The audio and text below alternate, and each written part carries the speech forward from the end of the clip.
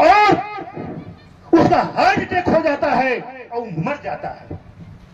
मरने के बाद हमारे बीच में रहने वाले लोग संगठन पर केस कर देता है। और कैसा केस होता है? मरने वाला भी अरुण पासवान और FIR होता है भी अरुण पासवान। यह लड़ाई वहां विराम हो गया और विराम होने के बाद 2006 तक केस चला और उस केस के अंदर हम पर 44 लग गया था कि आप मंत्रालय नहीं जा सकते हैं। तब तक सरकार बदल गई। सरकार बदल गई। हमको याद है हमने 5 जनवरी 2006 का केस जीता था और 2 तारीख को हमने पूरे हिंदुस्तान से भारतीय रेलवे माल गोदाम में काम करने वाले मजदूर एवं तमाम सहयोगी लोगों को बुलाने का काम किया और दिल्ली में हम लोग अनिश्चितकालीन के लिए धरना और प्रदर्शन और घेराव करने का काम किया था। उस घेराव के बाद हम लोगों ने उस समय 2006 में 2,85,000 लोगों ने हम लोग जेल जाने का काम किया था। सरकार थरथरा गया था और वहां भी हम लड़ाई जीत गए थे। लेकिन हमारे बीच के लोग उस समय हमारे दिल्ली प्रदेश के संगठन मंत्री गौतम कुमार हुआ करता था, संजय सिंह थे, बहुत सारे लोग था। वो लोगों ने ठेकेदार के माध्यम से कुछ ऐसे लोग भी हिंदुस्तान में हैं, वो गरीब को अधिकार दिलाना नहीं चाहते हैं। अगर गरीब को अधिकार मिलने वाला हो तो आपके बीच वाले लोग निकल करके उसको डिस्टर्ब करने का काम करता है। और 2006 में जब आंदोलन हुआ और आंदोलन के बाद मैंने हमारा अधिकार जो मिला, उसके बाद एक हम पर केस करता है। कौन करता है?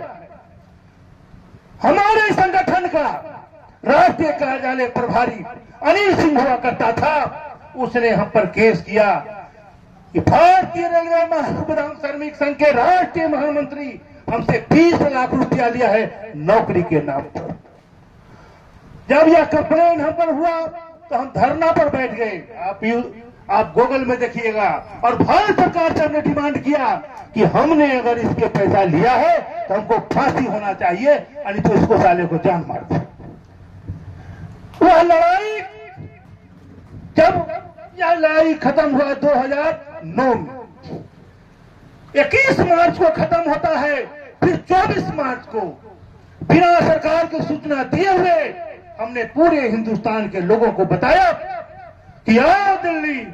सरकार बदल जाती थी, रेल मंत्री बदल जाता था, रेल मंत्रालय गठबंधन में हुआ करता था, फिर दूसरा रेल मंत्री बनता था। फिर हम धरना देने का काम किया और धरना प्रदर्शन जब काम किया गया देने का, फिर हमारे संगठन के लोगों को लोग खरीद करके हम पर केस करवाने का काम किया।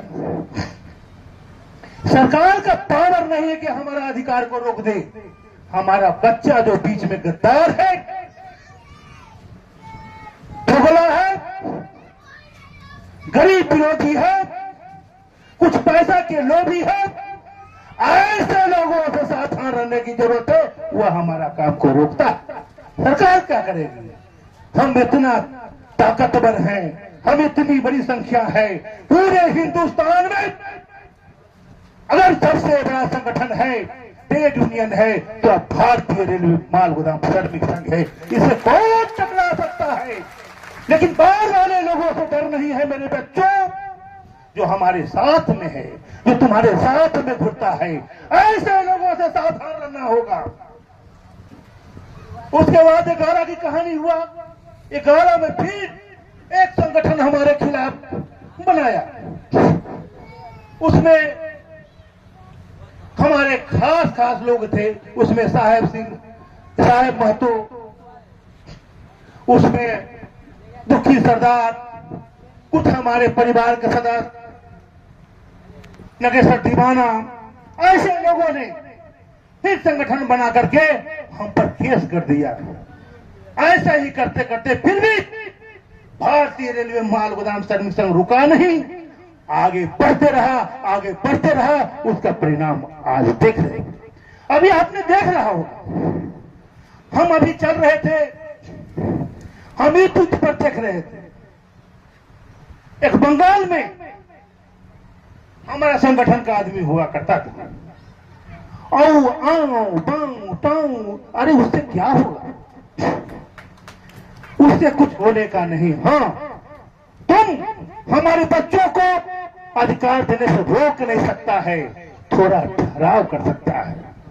कोई ताकत ही नहीं लिया है कि हमारे बच्चों को उसके अधिकार से, उसके हक से आरोप पास बांध के रहते हुए उससे वंचित कर दे। ऐसा कदापि हो ही नहीं सकता है, यह विश्वास रखो।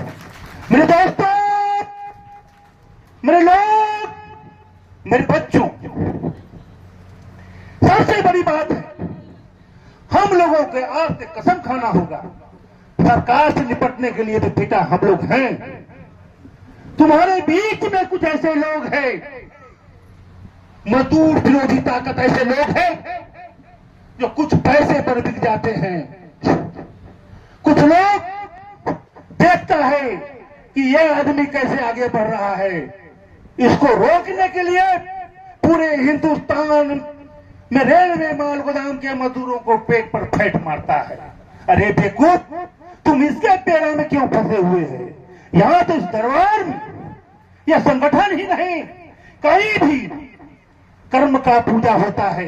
तुमको इससे आगे बढ़ना है तो आगे बढ़कर काम करो, तुम ऑटोमेटिक बढ़ जाओगे। लेकिन कुछ लोग हमारे संगठन में ऐसा भी है, फार्म भी भरता है, चंदा भी लेता है और उसको पहुंचाने का जहां